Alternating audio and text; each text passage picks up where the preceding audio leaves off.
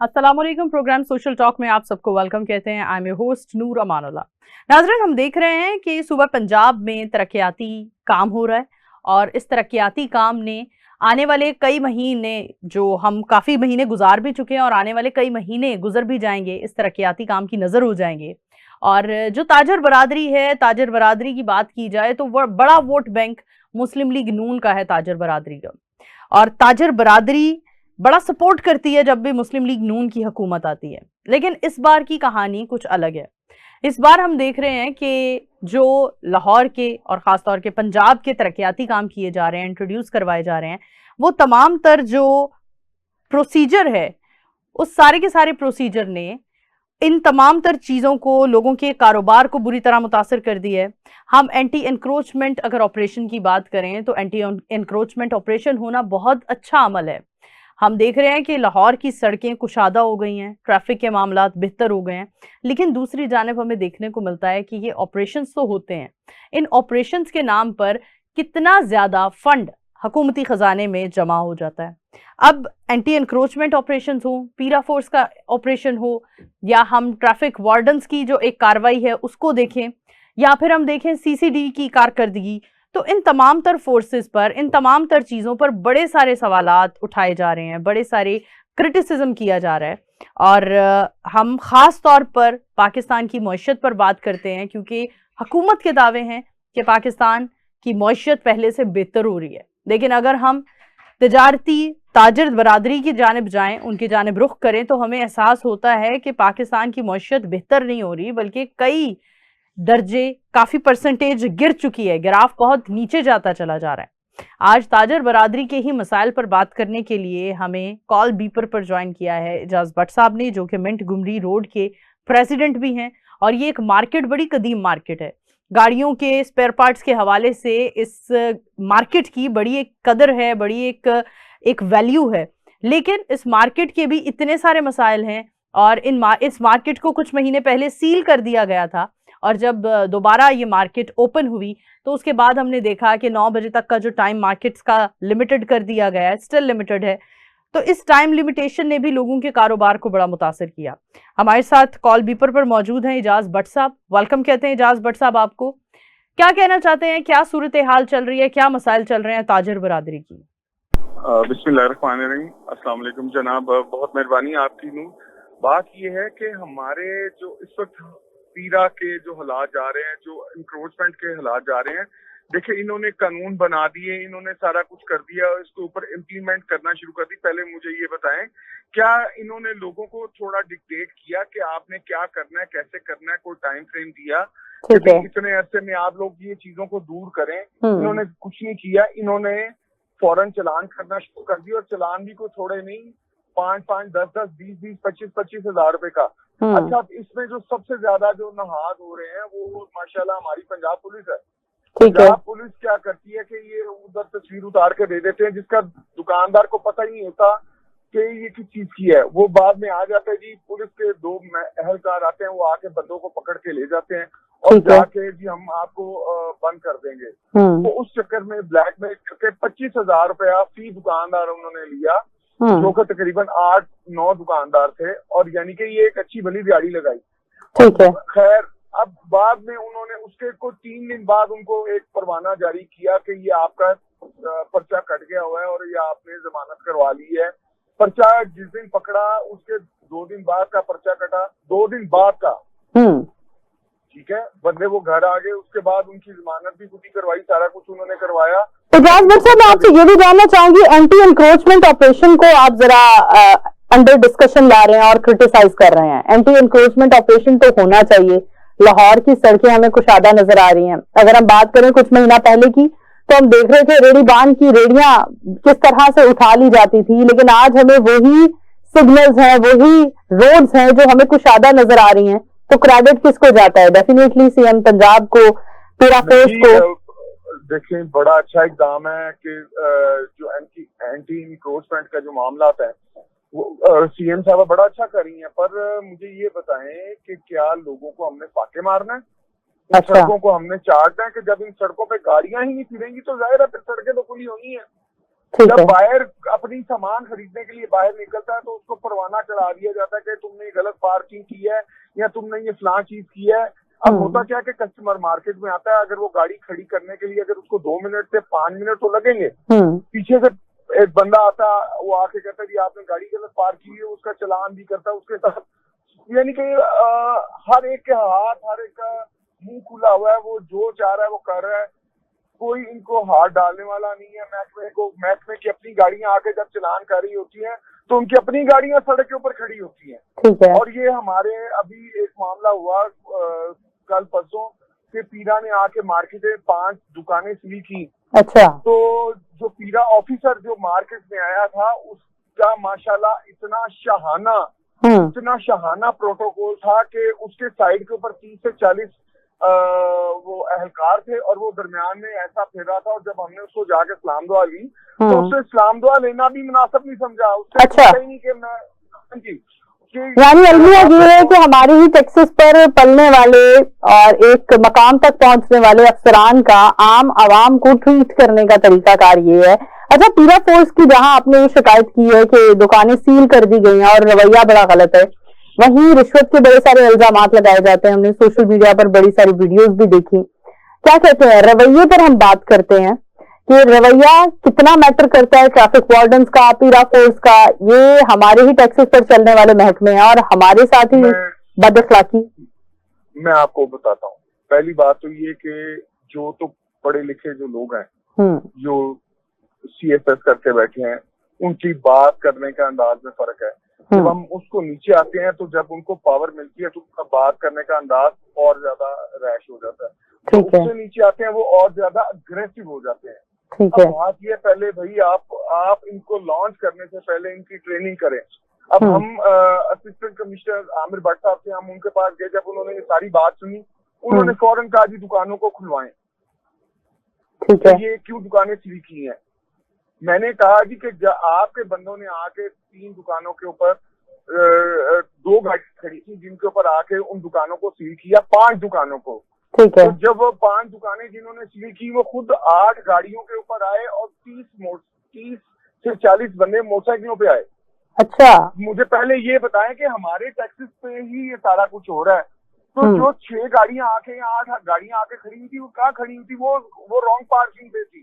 ठीक है, वो खुद सड़क के ऊपर खड़े थे और सड़क यानी 5 दुकानों को सील करवाने के लिए जो अफसरान आए वो 5 से 6 बड़ी लग्जरियस गाड़ियों पर आए और 40 से 50 उनके साथ पीरा फोर्स की बाइक्स मौजूद थी। यानी सिर्फ 5 दुकानें सील करने आए थे।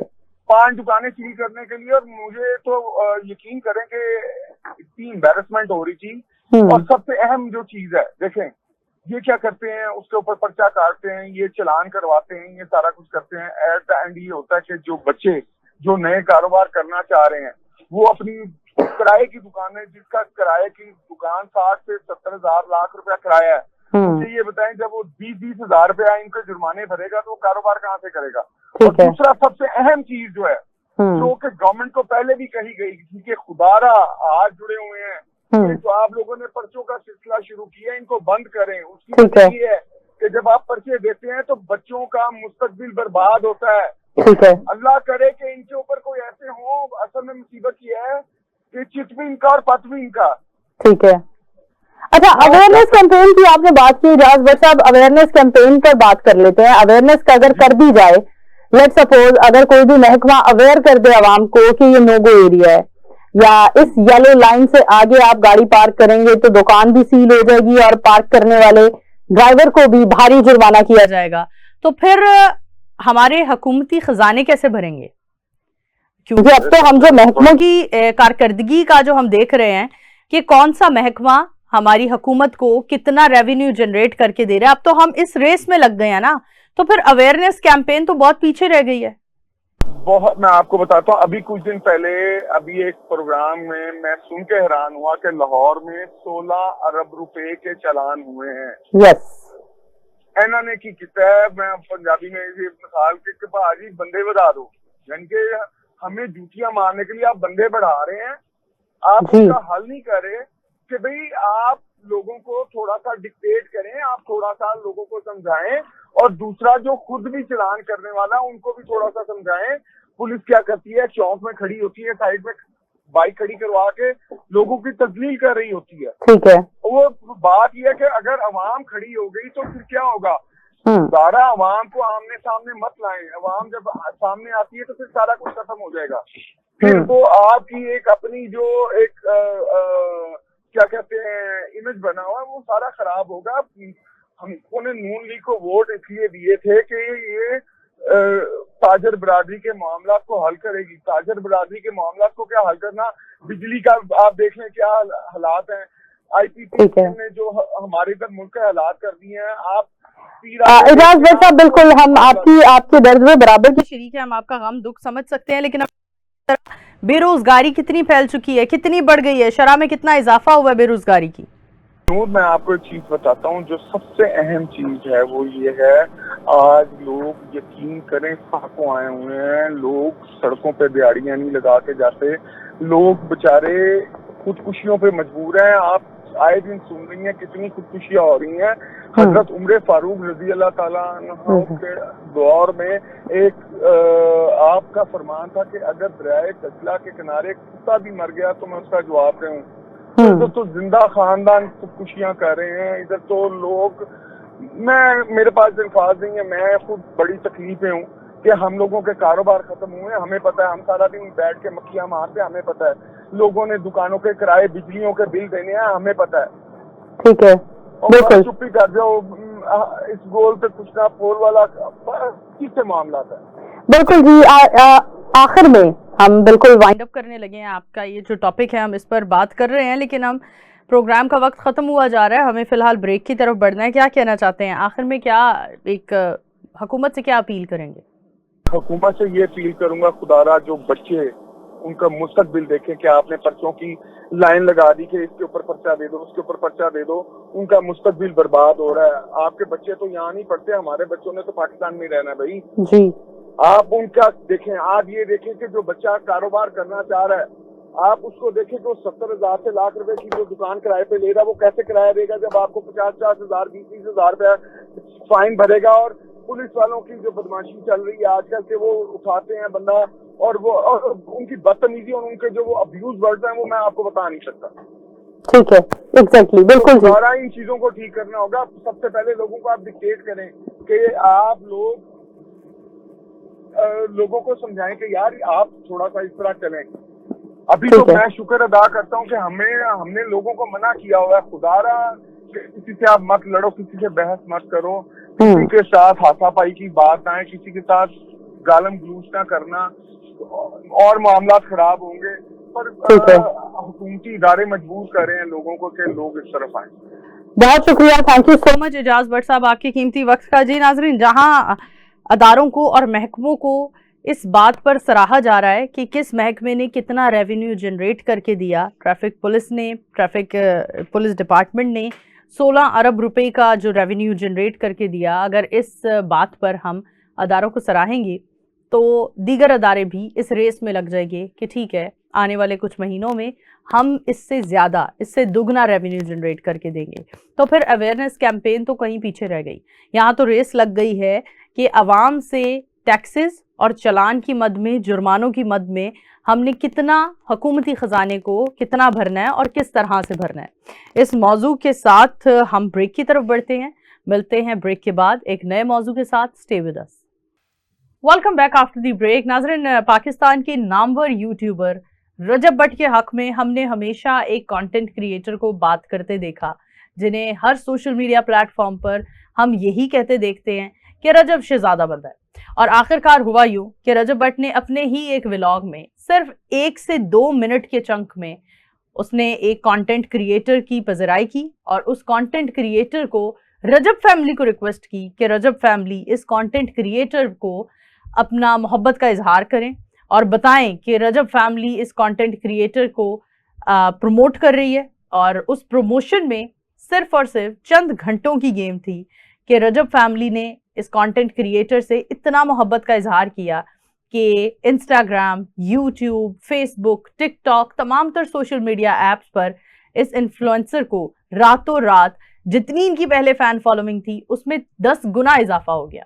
हम बात कर रहे हैं डॉक्टर रूबी मलिक की। डिफरेंट प्लेटफॉर्म्स पर हम इन्हें रजब भट्ट की दफ मारते देखते हैं। Thank you so much doctor Ruby, आपने हमारे लिए टाइम निकाला।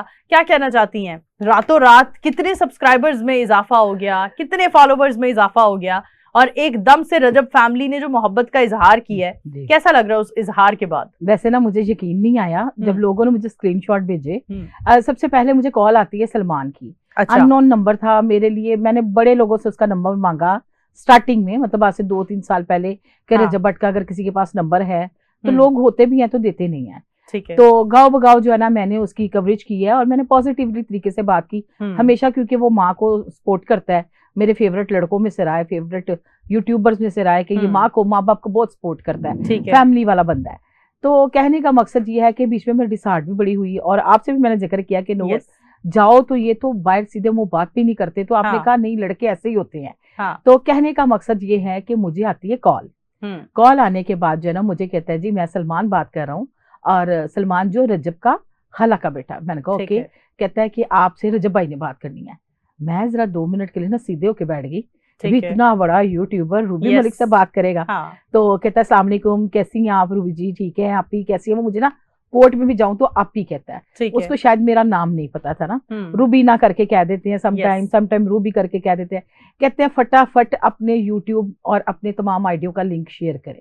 ठीक है। मैंने कहा रजब आप मुझसे मिल लें, लिंक की कोई बात नहीं है।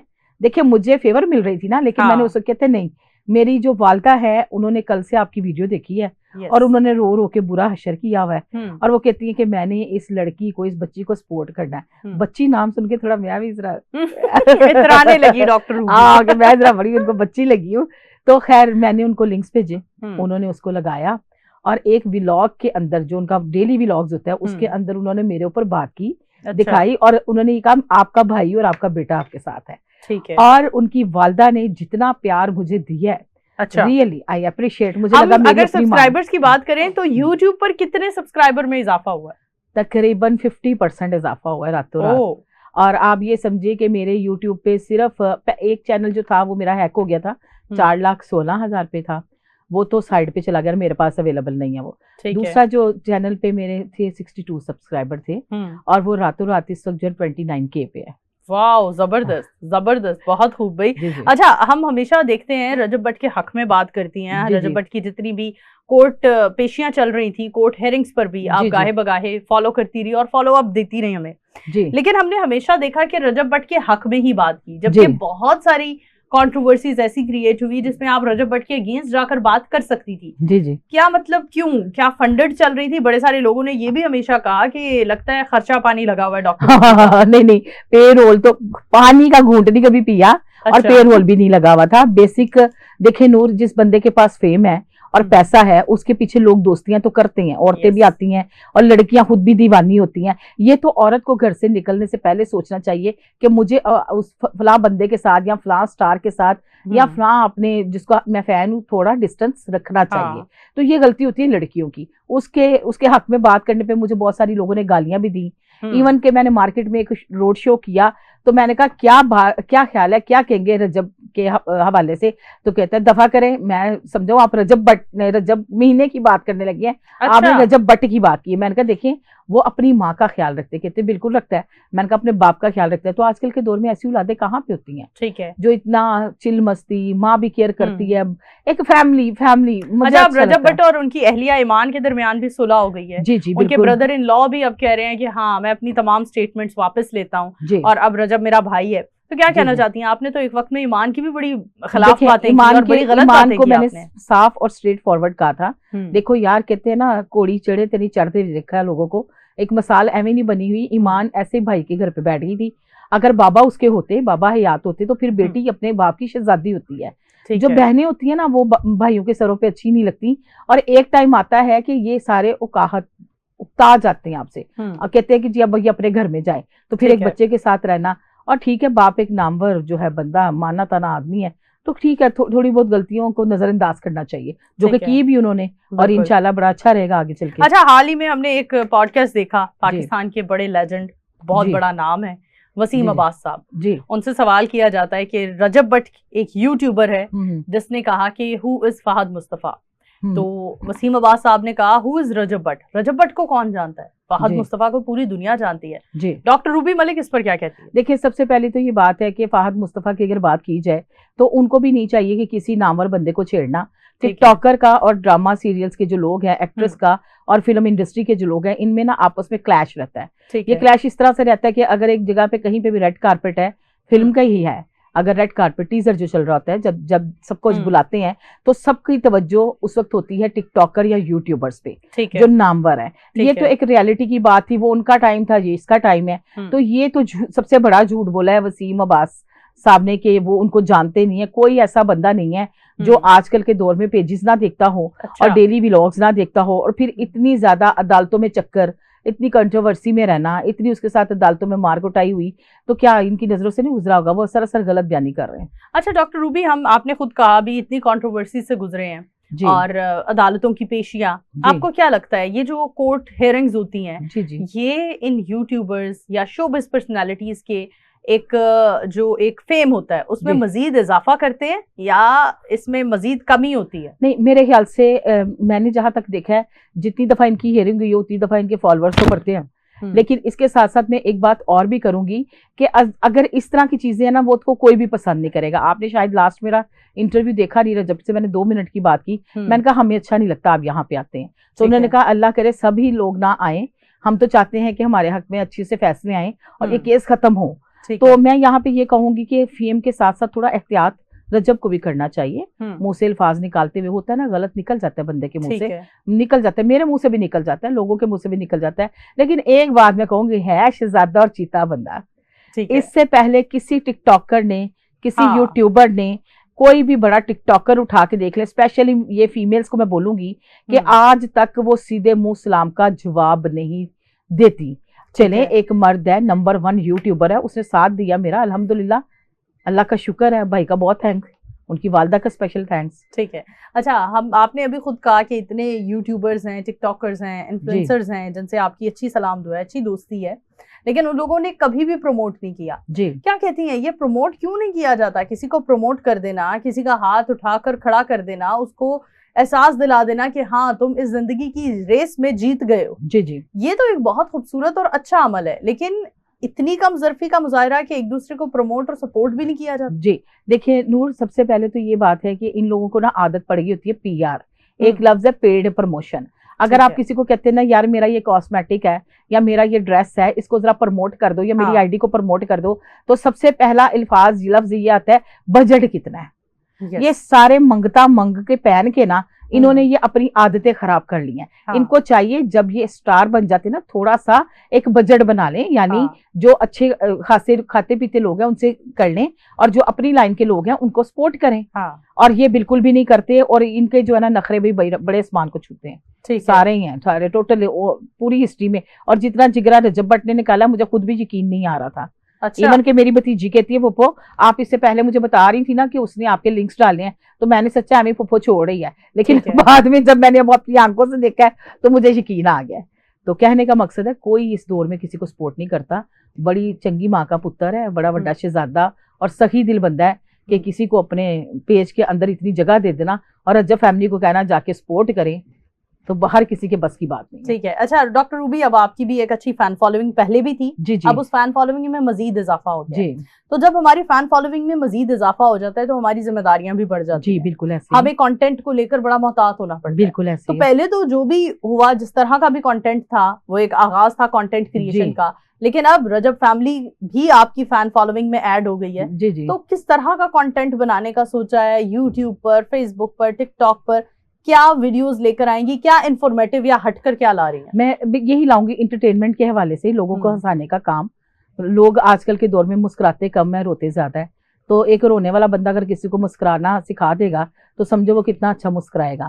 और मैं कंटेंट इस तरह का लाऊंगी कि जो लोगों के दिलों में थोड़ी मेरे लिए ये था कि ये तो किसी की भी लिहाज नहीं करती, बहुत सख्त सवालात करती है, तो वो सारी चीजें मैंने छोड़ दी हैं पिछले 1 महीने से। ठीक है। मैंने मना कर दिया कि मैं किसी के ऊपर भी बात नहीं करूंगी, क्योंकि लोगों की दिल आजारी होती है। अब रही बात कंटेंट, वो आप आइंदा आने वाले दिनों में देख लेंगी।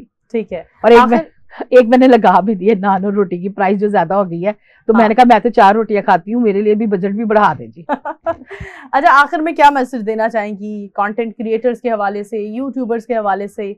ओवरऑल आप क्या देख रही हैं आगे, फर्दर फ्यूचर क्या है, किस कंटेंट को आप ज्यादा आगे वायरल होता हुआ देख रही हैं? देखिए, जो मैं अभी तक समझ पाई हूँ ना, अगर पाकिस्तान में टिकटॉक लाइव बंद हो जाए ना, तो काफी चीजें दोबारा फिर से अगेन स्टार्ट हो जाए। अभी टिकटॉकर मार्केट्स में बहुत कम नजर आ रहे हैं, क्योंकि उन्होंने अपना एक दायरा जो ना महदूद कर लिया। तो मैं तो कहूंगी आपस में हंसते बोलते मुस्कुराते हुए कंटेंट बनाएं, नाच गाने वाले तो बंद करें बिल्कुल भी, वो तो सही चीजें नहीं लगती। और अगर आपके हाथ में कोई हुनर है, कोई आप मुसव्विर हैं, कोई तस्वीर है, कोई शायरी है, ऐसी चीजें करें कि लोग देख के खुश हो। बिल्कुल जी, thank you so much doctor Ruby, आपके कीमती वक्त का। और जी नाज़रीन, आज के प्रोग्राम में सोशल टॉक में हमने जहां एक तरफ सियासी मसले को डिस्कस किया, वहीं दूसरी तरफ हमने एक ऐसे मसले को भी डिस्कस किया, एक हैपनिंग को डिस्कस किया जिसमें हमने देखा एक यूट्यूबर दूसरे यूट्यूबर को किस तरह सपोर्ट कर रहा है।